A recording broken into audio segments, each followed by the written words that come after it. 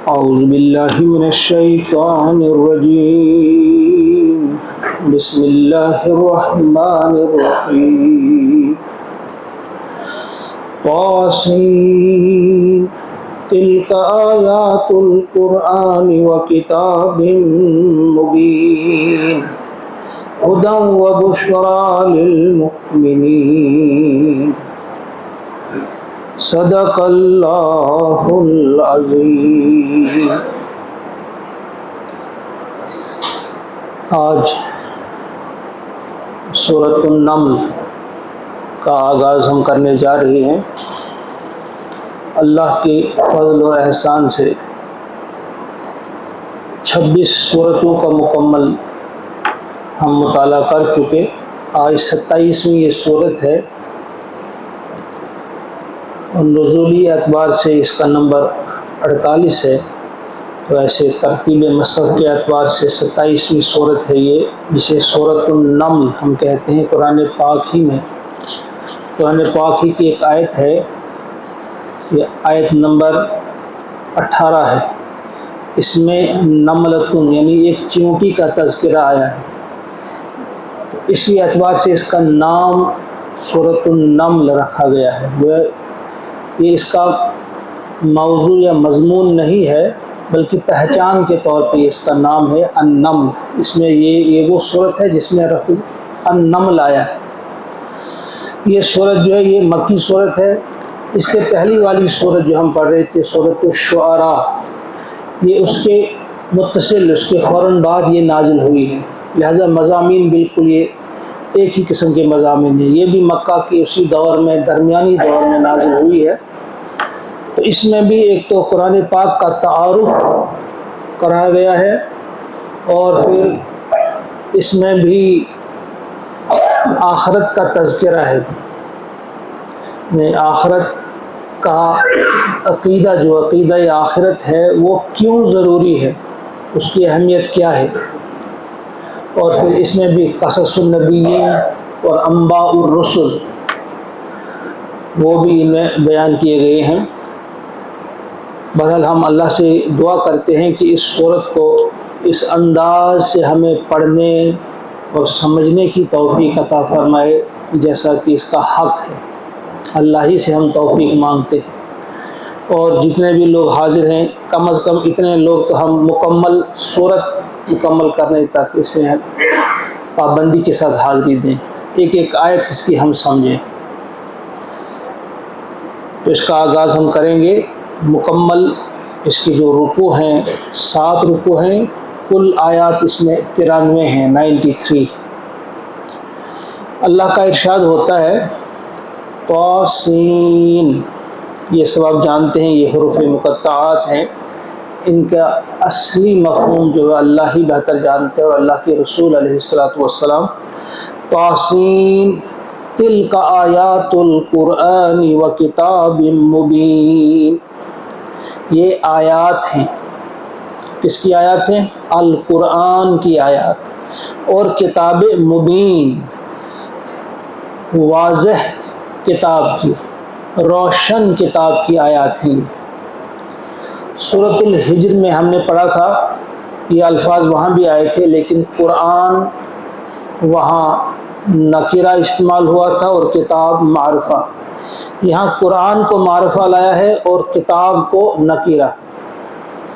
اس کی کیا وجہ ہے یہ ہم کو معلوم ہونی چاہیے کہ یہ دو الفاظ جو ہیں قرآن ہے یا کتاب ہے، یا القرآن یا الکتاب ہے، یہ اس کتاب کے نام بھی ہیں اور اس کی صفات بھی ہیں۔ جہاں اس کو معرفہ لایا ہے اللہ تعالیٰ نے، ال کے ساتھ جہاں لایا، القرآن جہاں کہا یا الکتاب جہاں کہا، وہاں اس سے مراد اس کا نام ہے، علم جس کو ہم کہتے ہیں، وہ اس میں علم ہے۔ اور جہاں بغیر لام کے، یہاں لام جہاں داخل نہ ہوا ہو، نکرہ لایا ہو، تو وہاں یہ اس کی صفات ہوتی ہے۔ تو یہ کبھی ایک معرفہ لایا جاتا ہے، کبھی دوسرا لایا جاتا ہے۔ بہرحال یہاں جو ہے یہ آیات ہے، مگر کس کے؟ القرآن کی آیات ہے اور کتاب مبین کی آیات ہے۔ کتاب مبین کیوں کہا گیا ہے؟ روشن کتاب کیوں کہا گیا ہے؟ یعنی کوئی بھی اگر تعصب سے پاک انسان اخلاص کے طور پہ، اخلاص کے ساتھ جو اس قرآن کریم کا مطالعہ کرے گا، جو اس کتاب مبین کا مطالعہ کرے گا، اسے بالکل بھی شک نہیں رہے گا اس بات پہ کہ آیا یہ واقعی اللہ کا کلام ہے کہ نہیں ہے۔ یعنی یہ ایسی کتاب ہے کہ جو شخص بھی اسے تعصب کی اینت کو توڑ کر پڑھے گا، وہ صاف صاف سمجھ جائے گا کہ یہ اللہ کا کلام ہے، یہ محمد کا گھڑا ہوا کلام نہیں ہے صلی اللہ علیہ وسلم، یہ کسی انسان کا کلام نہیں ہے، کسی جن یا کسی فرشتے کا کلام نہیں ہے، یہ وہ کتاب مبین ہے، یہ واضح۔ ایک تو اس کا صاف مطلب یہ ہے۔ دوسرا اس کا مطلب یہ ہے کہ اس میں جو احکامات بیان کیے گئے ہیں وہ صاف صاف سمجھ میں آنے والے ہیں، کسی قسم کا اس میں گنجلک پن نہیں ہے، ایسا پن نہیں ہے کہ سمجھ میں نہ آئے، نہیں، بلکہ یہ اللہ کا کلام ہے، اللہ سے بہتر اور کوئی سمجھانے والا نہیں ہے، اللہ تعالیٰ سے زیادہ بہتر آسان لفظوں میں کوئی بات کو بتانے والا ہے ہی نہیں، لہٰذا یہ بالکل مبین ہے، کتاب مبین ہے، یعنی صاف سمجھ میں آنے والی کتاب ہے اور صاف ذہن میں اترنے والی، اور یہ بتانے والی کہ میں واقعی اللہ کی کتاب ہوں، میں اللہ کا کلام ہوں، کسی اور کا نہیں۔ تلک آیات القرآن و کتاب مبین ہدی و بشریٰ للمؤمنین۔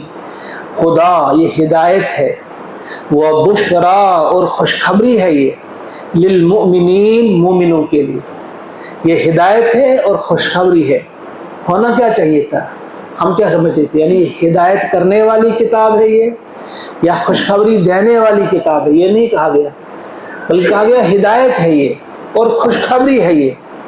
اس کا مطلب کیا ہے؟ یہ الفاظ کیوں استعمال کیے گئے؟ دراصل کسی چیز کی اکملیت کو، کوئی چیز کامل درجے میں کسی چیز کے اندر جو پائی جاتی ہے، یہ بہت زیادہ پائی جاتی ہے، جس سے زیادہ کا تصور نہیں کیا جائے، تو پھر اس قسم کے الفاظ استعمال کیے جاتے ہیں۔ مثلا کوئی بہت حسین ہو، ہم بھی استعمال کرتے ہیں اپنی زبان میں، اگر کوئی بڑا حسین ہو ہم کہتے ہیں یہ سراپا حسن ہے، ہم یہ نہیں کہتے یہ حسین ہے، ہم کہتے ہیں یہ تو سراپا حسن ہے۔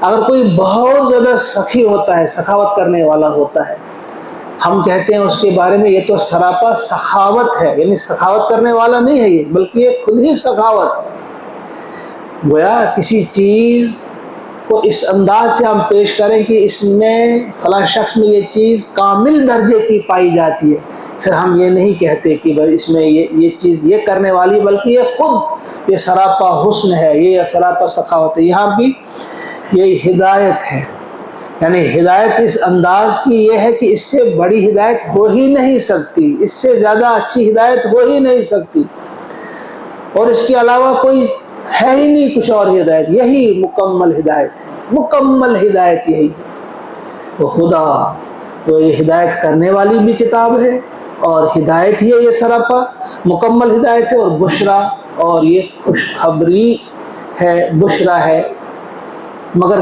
کس کے لیے ہے؟ للمؤمنین۔ یہاں پر یہ آگے اس کی قید لگا دی گئی ہے کہ صرف مومنوں کے لیے۔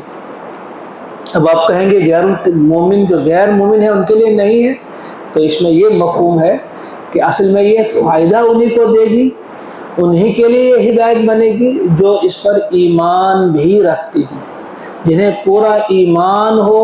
وہی جس طرح سے ہم ایک استاد کو، یا ایک اس کی مثال چھوڑیے، آپ ایک ڈاکٹر کی مثال لیجئے، کوئی کتنا بڑا ڈاکٹر ہو، اگر ہمیں یقین ہی نہ ہو کہ یہ اچھا ڈاکٹر ہے، اگر وہ ہمیں کوئی دوائی لکھ کر دیتا ہے یا پرہیز کے لیے کہتا ہے تو ہم سنی انسنی کر دیتے ہیں، لیکن اگر اس پر ہمیں کامل اعتماد ہوتا ہے، ہم برابر اسی کے مطابق دوائی کا استعمال کریں گے، برابر اسی کے مطابق پرہیز کا بھی خیال رکھیں گے، تو گویا یہ تو ہے سراپا ہدایت، یہ ہے بالکل خوشخبری، لیکن انہی کے لیے جو مانتے بھی ہوں اسے، ورنہ ایک کان سے سن کر دوسرے کان سے نکال دی جائے گی۔ تو یہ بات سمجھ میں آ جانی چاہیے کہ ہدایت تو سب کے لیے ہے، اور آغاز میں بھی ہم نے یہ بات بیان کی تھی، شاید آپ کو یاد ہوگا کہ ہدایت ہی، ابھی ایک لفظ کو لیجیے آپ، ہدایت یہ دو طرح کی ہوتی ہے۔ ہدایت کسے کہتے ہیں ہم؟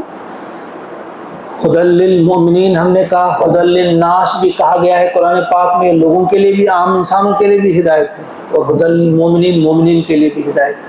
تو اس وقت ہم نے اس کو سمجھانے کی کوشش کی تھی، ہدایت دو طرح کی ہوتی ہے۔ مثلا کوئی شخص آپ سے پوچھتا ہے کہ مجھے فلاں جگہ جانا ہے، کہاں سے جاؤں گا؟ آپ یہیں سے بتا کر اسے کہتے ہیں کہ آپ یہاں سے جانا، فلاں جگہ آپ کو گاڑی ملے گی، فلاں جگہ وہ اتار دے گی، وہاں سے آپ رائٹ ٹرن کرنا، پھر لیفٹ ٹرن کرنا، یہ تو فلاں جگہ آپ پہنچ جائیں گے۔ کسی کو ہاسپٹل جانا ہو، آپ اس کو راستہ بتا دیتے ہیں یہیں سے۔ لیکن یہی سوال آپ سے آپ کی ماں کرے گی یا آپ کے والد صاحب آپ سے کریں گے، تو آپ یہاں بیٹھے بٹھائے اس کو نہیں بتائیں گے یہ کرنا وہ کرنا وہ کرنا، نہیں، بلکہ آپ اسے اپنی گاڑی میں بٹھائیں گے اور وہاں تک پہنچائیں گے۔ بس یہی سمجھے، عام لوگوں کے لیے بھی ہدایت ہے یہ، لیکن وہ یہی ہدایت ہوگی کہ اس میں بتا دیا جائے گا کہ کیا ہے کیا نہیں ہے۔ لیکن جو مومنین ہیں انہیں ہدایت ملے گی بھی ہے، ان کو اس پر چلنے کی توفیق بھی عطا کرے گی، وہ تیار بھی ہوں گے کہ وہ اس کے مطابق اپنی زندگی کو سجائیں گے، سنواریں گے۔ تو وہی ہے یہ ہدی و بشری للمؤمنین، ایمان والوں کے لیے یہ ہدایت ہے، بشارت ہے۔ اب تھوڑی سی وضاحت بھی کی ہے اللہ تعالیٰ نے۔ اب یہ ایمان والے کون ہیں؟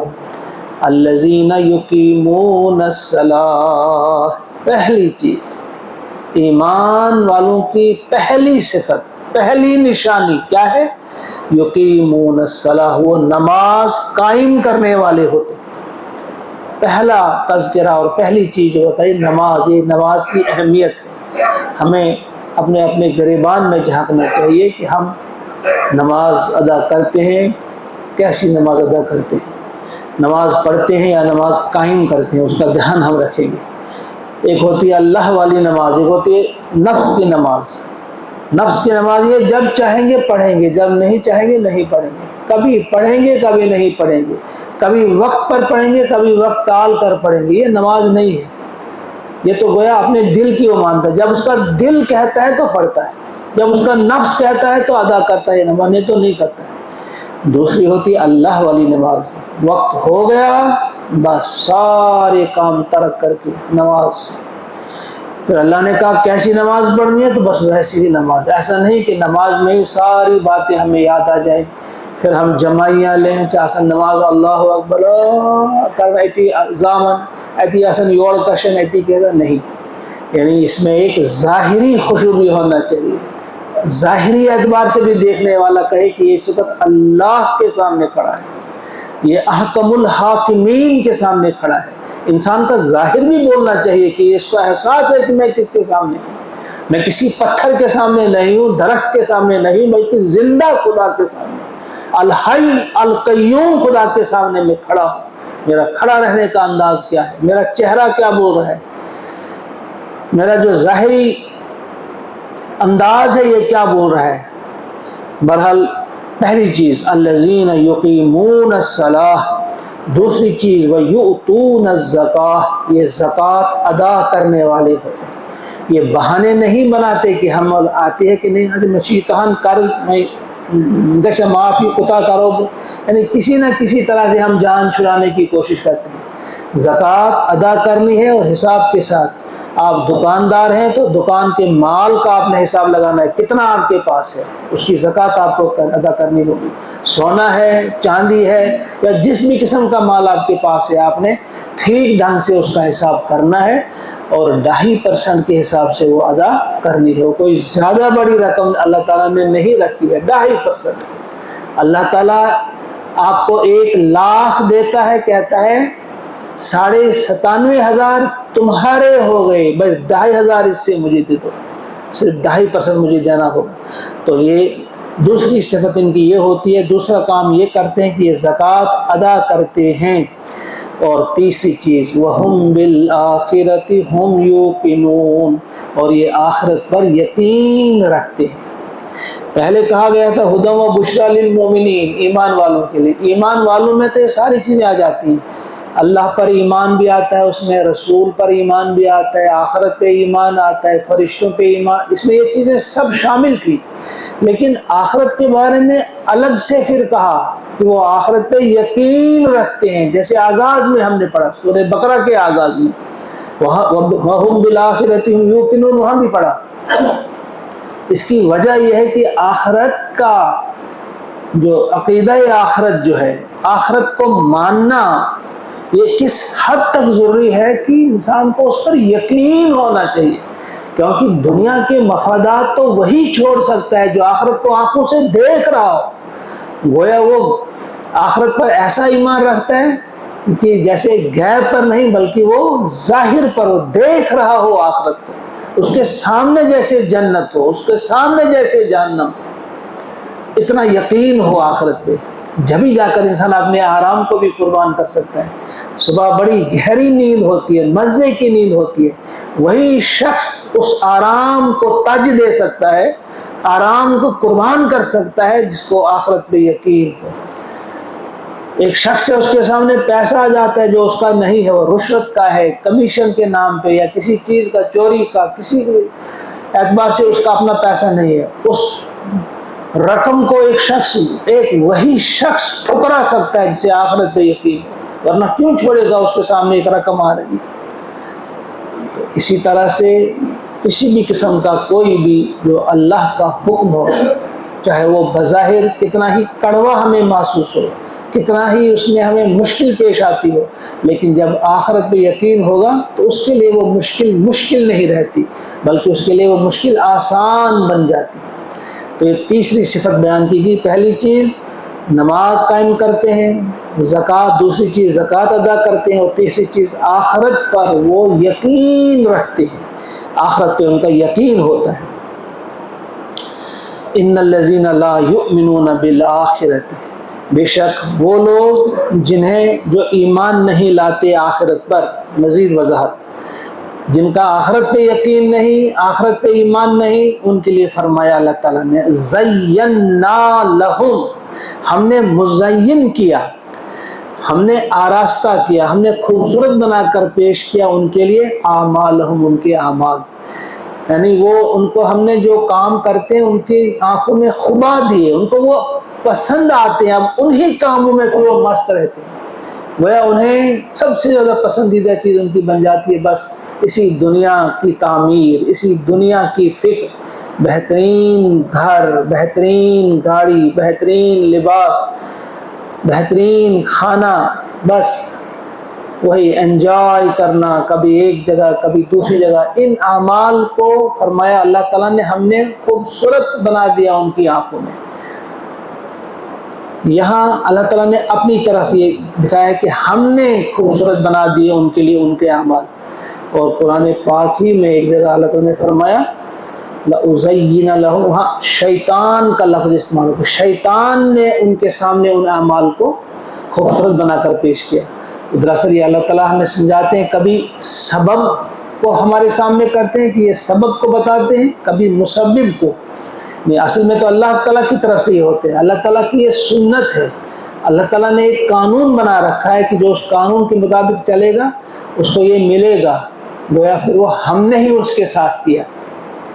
ایک شخص آگ میں کود جاتا ہے، اللہ تعالیٰ فرمائے ہم نے اس کو راکھ بنا دیا، غلطی تو اس کو اپنی تھی، کودا وہ خود آگ میں، اب یہ آگ میں کودنا یہ اللہ کا قانون ہے کہ جو آگ میں کودے گا وہ راکھ بن جائے گا، اللہ تعالیٰ اس قسم کے عمل کو اپنی طرف منسوب کرتا ہے کہ ہم نے اسے ایسا کیا۔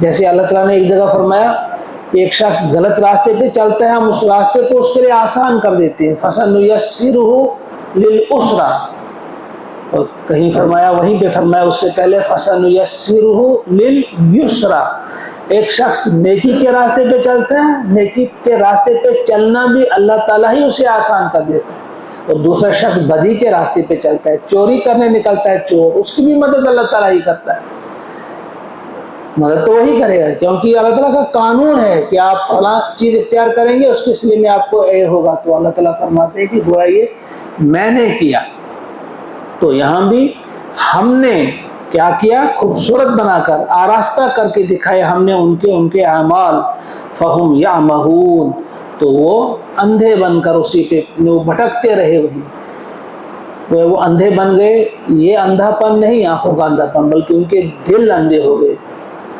جس طرح ایک جگہ اللہ تعالیٰ نے فرمایا وَإِنَّهَا لَا تَعْمَى الْأَبْصَارُ وَلَكِنْ تَعْمَى الْقُلُوبُ الَّتِي فِي الصُّدُورِ، اصل میں آنکھیں اندھی نہیں ہوتی، بلکہ وہ دل جو سینوں میں ہے۔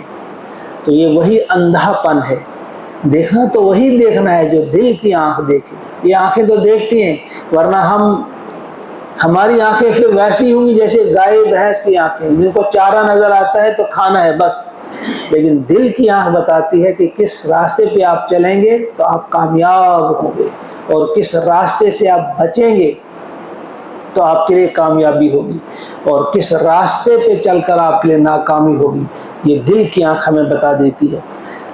بس یہ 5 آیت ہم کریں گے مکمل۔ اولئک الذین لہم سوء العذاب، یہ وہ لوگ ہیں جن کے لیے کیا ہے؟ کون سا عذاب؟